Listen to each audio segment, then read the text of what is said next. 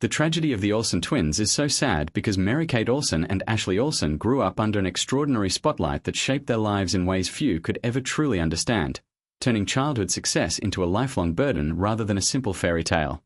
From infancy, the twins were thrust into global fame through television, becoming household names before they could speak, consent, or comprehend the meaning of celebrity. While audiences saw smiling faces, coordinated outfits, and an image of effortless charm, behind the scenes the pressure to perform never paused.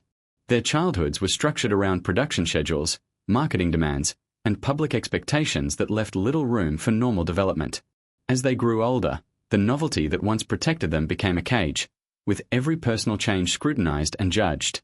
The twins were expected to remain frozen in time, eternally recognizable, even as they struggled privately to define who they were beyond a brand. The tragedy deepened as adolescence arrived, bringing identity confusion intensified by constant comparison between the two sisters. Mary-Kate and Ashley were treated as a unit rather than individuals, which made personal expression feel risky and separation feel like betrayal. The industry that profited from their sameness offered little guidance when they sought independence. As opportunities shifted and public interest evolved, the twins faced the painful realization that fame is conditional, often indifferent to personal well-being. Mary-Kate's highly publicized struggles became a symbol of the hidden costs of early stardom, exposing how relentless pressure and loss of control can manifest internally. Ashley, though more private, carried her own silent weight, choosing withdrawal over exposure to protect her mental and emotional health. Their retreat from acting was not abandonment, but survival. Fans interpreted their disappearance as mystery, yet it was a deliberate act of self-preservation. The tragedy lies in the fact that stepping away was the only way to reclaim autonomy after years of being managed, packaged, and consumed. Even their success in fashion, while impressive, came with its own sacrifices, demanding discipline, perfectionism, and emotional distance. The twins learned to trade visibility for control, building an empire while remaining personally elusive.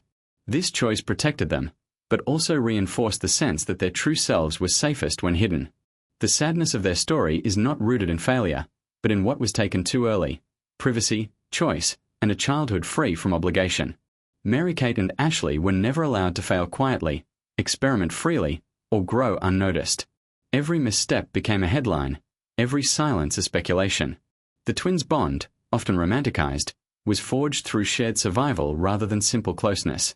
They relied on each other as anchors in a world that constantly demanded more than they could give.